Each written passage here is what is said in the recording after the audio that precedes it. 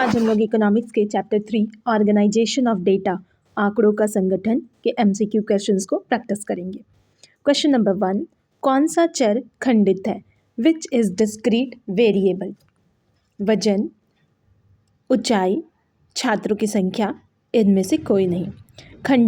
खंडित या डिस्क्रीट वो सीरीज होता है जिसमें फ्रीक्वेंसी और उसके साथ वेरिएबल दोनों दी गई होती है।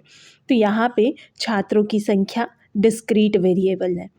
क्वेश्चन नंबर 2, जब निचली और ऊपरी दोनों सीमाओं पर विचार करते हैं तो ऐसे वर्ग कहलाते हैं। When both lower and upper limits are considered such classes are called continuous series. Exclusive और इंक्लूसिव दो तरह के होते हैं। एक्सक्लूसिव या अपवर्जी श्रेणी वैसे श्रेणी है जिसमें पहला टर्म का अपर लिमिट दूसरे टर्म के लोअर लिमिट के बराबर होता है। तो इसमें हम लोग अपर लिमिट को एक्सक्लूड करके नेक्स्ट वाले में इंक्लूड करते हैं।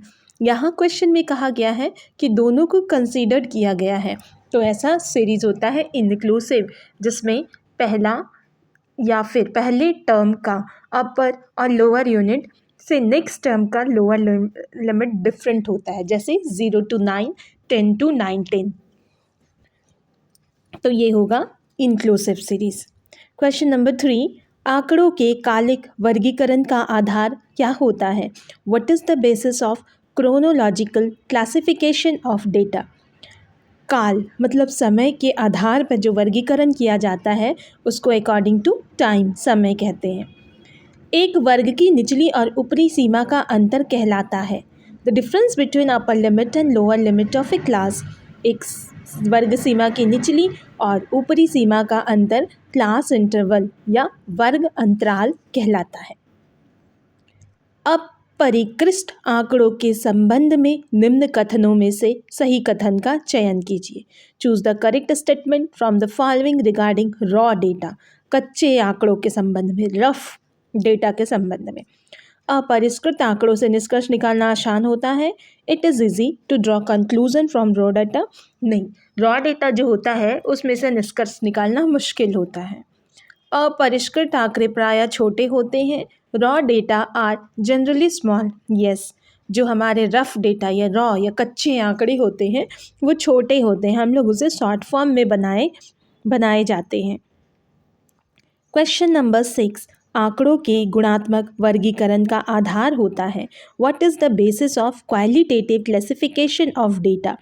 जब हम लोग क्वालिटेटिव क्लासिफिकेशन करते हैं तो इसमें किसी स्पेशल क्वालिटी के आधार पे अलग अलग क्लासिफिकेशन होता है, गुणों के आधार पे वर्गीकरण होता है। तो यहाँ ऑप्शन नंबर सी विशेष गुण या पर्टिकुलर क्वालिटी आंसर होगा। क्वेश्चन नंबर 7, अपवर्जी विधि के अंतर्गत इन एक्सक्लूशनरी मेथड किसी वर्ग की उच्च सीमा को वर्ग अंतराल में समावेशित नहीं करते। एक्सक्लूसिव मतलब एक्सक्लूड करते हैं उच्च सीमा को और उसे जस्ट नीचे दूसरी वाली सीमा में इंक्लूड किया जाता है। क्वेश्चन नंबर 8, वर्गीकरण का मुख्य उद्देश्य है। वर्गीकरण या क्लासिफिकेशन का मेन ऑब्जेक्टिव है सिस्टमैटिक अरेंजमेंट, क्रमबद्ध व्यवस्थीकरण। क्वेश्चन नंबर 9, दो घरों के बारंबारता वितरण को इस नाम से जानते हैं। Frequency distribution of two variable. दो चरों को अगर मापने के लिए फ्रीक्वेंसी डिस्ट्रीब्यूशन की बात करें जहाँ दो वेरिएबल हो तो उसे द्विविचार वितरण कहते हैं, बाइवेरिएट डिस्ट्रीब्यूशन कहते हैं। यूनिवेरिएट या एकल एक चर वाला, Bahuchar more than 2। Question number 10, वर्गीकृत आंकड़ों के सांख्यिकी परिकलन आधारित होता है। Calculation of classified data and statistic is based on. वर्गों के मध्य बिंदुओं पर आधारित होता है। परास का अर्थ है रेंजेस। रेंज कैसे निकालते हैं? Lower limit minus upper limit, largest unit minus smallest unit divided by 2।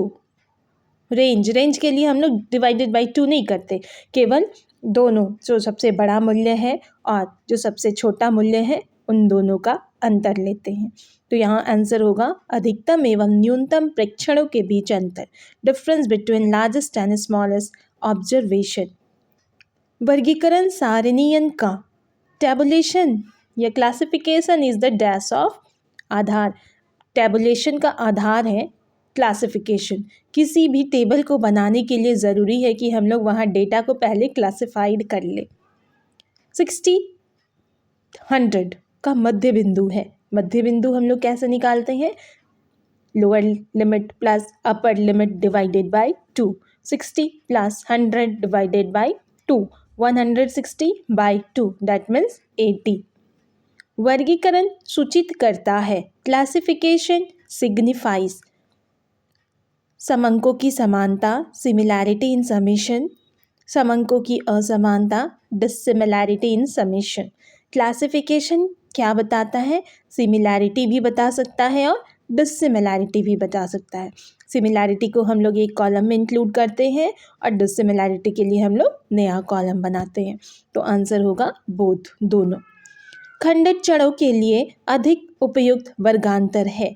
For the discrete variable appropriate class interval are inclusive, समावेशी। खंडित जड़ों के लिए सबसे अच्छा क्लास इंटरवल इंक्लूसिव होता है, जिसमें अपर लिमिट को अपने फर्स्ट स्टेप्स में इंक्लूड कर लिया जाता है।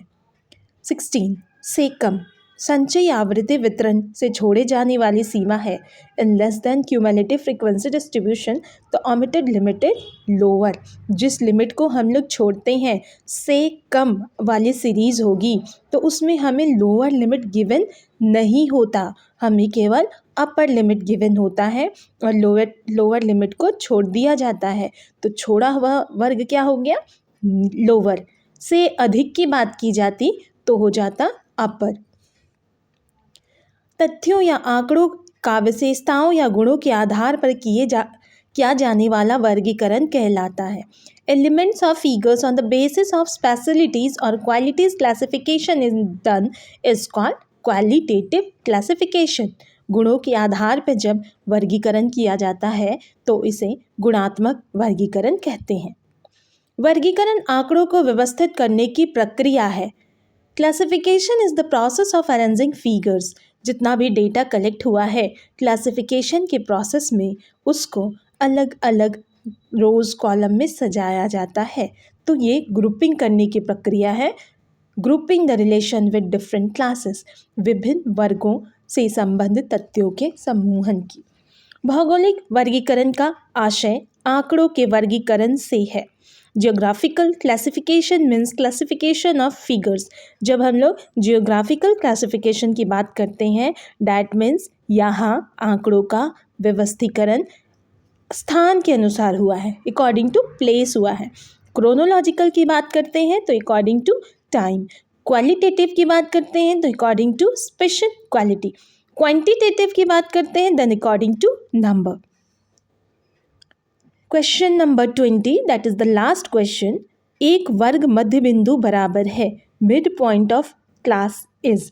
उच्च वर्ग सीमा तथा निम्न वर्ग सीमा के औसत के average of lower and upper limit के बराबर होता है उस क्लास इंटरवल का मिड पॉइंट। तो ये हमने देखा चैप्टर नंबर 3 के MCQ क्वेश्चंस को।